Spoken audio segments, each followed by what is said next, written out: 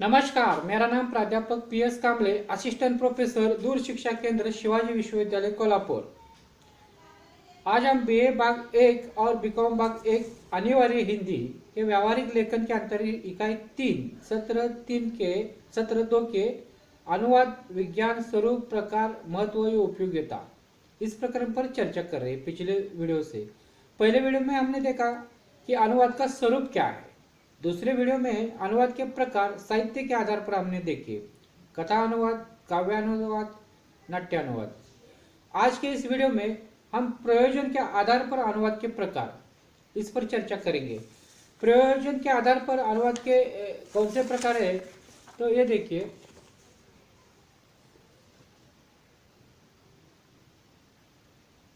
प्रयोजन के आधार पर कार्यालयीन अनुवाद, वैज्ञानिक एवं तकनीकी अनुवाद, मानविकी अनुवाद, संचार माध्यम के अनुवाद, विज्ञापन के अनुवाद, ये प्रयोजन के आधार पर अनुवाद के प्रकार है। आज इस पर हम चर्चा करेंगे। पहला जो प्रकार है कार्यालयीन अनुवाद, इस पर चर्चा करते हैं। कार्यालयीन अनुवाद में स्रोत भाषा की कार्यालय संबंधी सामग्री को लक्ष्य भाषा में प्रस्तुत की जाती है। कार्यालयीन अनुवाद में स्रोत भाषा की कार्यालय संबंधी सामग्री जो है वो लक्ष्य भाषा में प्रस्तुत की जाती है। वो कौन कौन सी सामग्री होती है? कार्यालय के कागजात, जैसे सरकारी पत्र, परिपत्र, सूचनाएं, अधिसूचनाएं, नियम, अधिनियम, प्रेस विज्ञप्ति, आलेखन, टिप्पण, विज्ञापन, प्रतिवेदन, तार, प्रमाण पत्र, आवेदन पत्र आदि का अनुवाद किया जाता है। यानी कि कार्यालय संबंधी जो सामग्री है वो लक्ष्य भाषा में प्रस्तुत की जाती है, यानी उसका अनुवाद किया जाए। कार्यालय संबंधी जो सामग्री कौन सी होती है? कार्यालयीन कागजात होते हैं। उनमें से क्या क्या आते हैं? सरकारी पत्र आते हैं, परिपत्र आते हैं, सूचनाएं आती है, अधिसूचनाएं आते हैं, नियम आते, अधिनियम आते, प्रेस विज्ञप्ति आते, आलेख आते, टिप्पण आते, विज्ञापन आते, प्रतिवेदन आते, तार आते, प्रमाण पत्र आते, आवेदन पत्र आते हैं। इस कागजातों का अलक्ष्य भाषा में चाहे प्रादेशिक भाषा हिंदी और अंग्रेजी आदि भाषा में अनुवाद करके कार्यालय में व्यवहार किया जाता है। यानी कि इस कागजातों का प्रादेशिक भाषा हो, हिंदी हो या अंग्रेजी में अनुवाद करके कार्यालयीन व्यवहार किया जाता है। कार्यालयीन अनुवाद की भाषा तकनीकी होती है। कार्यालयीन अनुवाद की भाषा तकनीकी होती है। भाषा में सही अभिप्राय व्यक्त करने की क्षमता अनुवादक में होनी चाहिए। भाषा में सही जो अभिप्राय है वो व्यक्त करने की क्षमता अनुवादक में होनी चाहिए। कार्यालयीन अनुवाद की भाषा शब्दों के अर्थ स्पष्ट और निसंदिग्ध व्यक्त होनी चाहिए। कार्यालयीन अनुवाद की भाषा की जो शब्द होते स्पष्ट और उसमें कोई संदिग्धता नहीं होनी चाहिए। भारत जैसे बहुभाषी देश में साथ ही भाषा न्याय प्रांत रचना होने के कारण इस प्रकार का अनुवाद अनिवार्य हो जाता है। हमारे देश में बहुत सी सारी भाषा है, हर एक राज्य की अपनी अलग अलग भाषा है, इसलिए कार्यालयीन अनुवाद आवश्यक है। केंद्र सरकार, राज्य सरकार, संसद, विभिन्न मंत्रालय आदि में द्विभाषा तथा बहुभाषा स्थिति के कारण कार्यालयीन अनुवाद के बिना काम नहीं चलता। हमारे देश में बहुत सारी भाषा होने के कारण जो कार्यालय का व्यवहार चलता है, कामकाज चलता है, वो अनुवाद के बिना नहीं चलता। अन्य देशों की शासन व्यवस्था से परिचय पाने के लिए भी इस प्रकार का अनुवाद उपयोगी सिद्ध होता है। जो अन्य देश विदेश देश है उनकी शासन व्यवस्था कैसी चलती है इसका पता लगाने के लिए भी यह अनुवाद उपयोगी होता है। कार्यालयीन अनुवाद जो प्रयोजन के आधार पर जो अनुवाद के प्रकार है उसमें से पहला प्रकार है कार्यालयीन अनुवाद। जो कार्यालयीन कागजातों का जो कागजात होते हैं उसका अनुवाद किया जाता है, उसके कार्यालयीन अनुवाद करते हैं। भारत जैसे बहुभाषी देश है, हमारे देश में बहुत सारी भाषाएं बोली जाती है, इसलिए यह कार्यालयीन अनुवाद आवश्यक है। दूसरा प्रकार है प्रयोजन के आधार पर के अनुवाद का वैज्ञानिक एवं तकनीकी अनुवाद। एक क्या है, इस पर हम चर्चा करेंगे।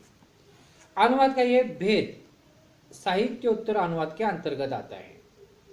साहित्योत्तर, साहित्य के पार, जो साहित्य छोड़कर जो आता है वो प्रकार, जैसे भौतिक रसायन, जीव, प्राणी, वनस्पति, पर्यावरण, गणित, सांख्यिकी, संगणक, खगोल, भूगोल, यांत्रिकी तथा अभियांत्रिकी आदि अनेक विषयों का अनुवाद। ये जो अनुवाद है वैज्ञानिक तकनीकी, इनमें से कौन कौन से विषय आते हैं? भौतिक, रसायन, जीव, प्राणी, वनस्पति, पर्यावरण, गणित, सांख्यिकी, संगणक, खगोल, यांत्रिकी, अभियांत्रिकी आदि अनेक विषय का अनुवाद इसमें आता है। विज्ञान का अधिकतर साहित्य अंग्रेजी या अन्य पाश्चात्य भाषाओं से अनुवादित किया जाता है। विज्ञान के बारे में जो भी ग्रंथ है तो ज़्यादातर पाश्चिमात्य जो पाश्चात्य भाषा है, अंग्रेजी भाषा है, उससे ही अनुवादित होकर आए। साहित्यिक अनुवाद में अधिकतर भाव प्रमुख होता है। जो साहित्यिक अनुवाद कविता का हो, उपन्यास का हो, कहानी का हो, नाटक का हो, इसमें अधिकतर क्या होते? भाव, जो हृदय से निकले होते भावनाएं या भाव प्रमुख होते। तो वैज्ञानिक अनुवाद में विचार प्रमुख होते। दो भेद देखिए, साहित्य का अनुवाद किया जाता है उसमें भाव प्रमुख होते हैं, और जो वैज्ञानिक तकनीकी अनुवाद किए जाते हैं उसमें विचार जो है वो प्रमुख होता है। स्रोत भाषा में व्यक्त वैज्ञानिक और तकनीकी सामग्री को लक्ष्य भाषा में अनुवाद करते समय ध्यान रखा जाता है कि मूल की रचना सुरक्षित रहे। यानी कि जो मूल भाषा से लक्ष्य भाषा में अनुवाद किया जाता है तो ये बात ध्यान में रखी जाती है कि मूल में जो कथ्य है, जो कहा है, वो लक्ष्य भाषा में भी सुरक्षित रहे, इस पर रचनाएं में भी सुरक्षित रहे। वैज्ञानिक एवं तकनीकी अनुवाद के लिए वस्तुनिष्ठता और तथ्यपरक भाषा का प्रयोग किया जाता है। वैज्ञानिक एवं तकनीकी अनुवाद के लिए वस्तुनिष्ठता और तथ्यपरक भाषा का प्रयोग किया जाना आवश्यक है। भाषा कैसी होनी चाहिए? वैज्ञानिक और तकनीकी अनुवाद के लिए वस्तुनिष्ठता और तथ्यपरक भाषा होनी चाहिए। वैज्ञानिक और तकनीकी अनुवाद के लिए वस्तुनिष्ठता और तथ्यपरक भाषा का प्रयोग करना चाहिए। इसकी भाषा में स्पष्टता, सुबोधता होनी चाहिए, यानी कि भाषा स्पष्ट हो, जो कहना है, जो तथ्य है, स्पष्ट रूप से लिखा जाए। सुबोधता यानी समझने वाले हो, सरल हो, आवश्यक होती है। वैज्ञानिक एवं तकनीकी अनुवाद में अभिव्यक्ति या और शैली को महत्व नहीं होता। वैज्ञानिक और तकनीकी अनुवाद में जैसे कि साहित्य में अभिव्यक्ति और शैली को महत्व होता है, उस तरह का महत्व नहीं होता। साहित्यिक अनुवाद की अपेक्षा वैज्ञानिक अनुवाद कम हो रहे हैं, किंतु इसमें अवश्य बढ़त नजर आ रहे हैं। आजकल साहित्य के अनुवाद बहुत से होते हैं, उपन्यास हो, कहानी हो, नाटकों के आदि के अनुवाद बहुत से होते हैं, पर वैज्ञानिक अनुवाद थोड़े हैं, कम है, परंतु उसमें बढ़त हो रही है। अब उसकी तरफ भी अनुवादक ध्यान दे रहे हैं। वैज्ञानिक साहित्य का अनुवाद करने की ओर भी अनुवादक ध्यान दे रहे हैं। अब उसमें बढ़त नजर आ रही है। वैश्विक स्तर पर यूरोप में एक वैज्ञानिक अनुवाद संगठन है।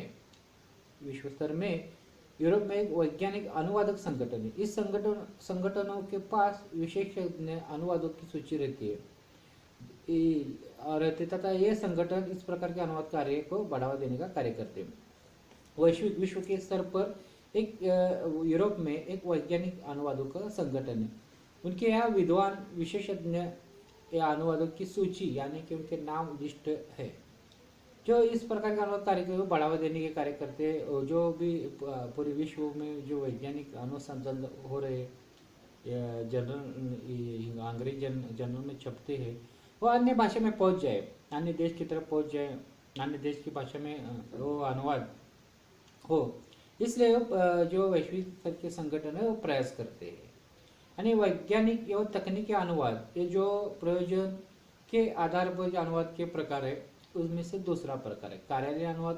पहला वैज्ञानिक तकनीकी अनुवाद, ये साहित्य उत्तर अनुवाद होता है। इसमें सभी विषय आते हैं जो विज्ञान तकनीकी के संबंधित है।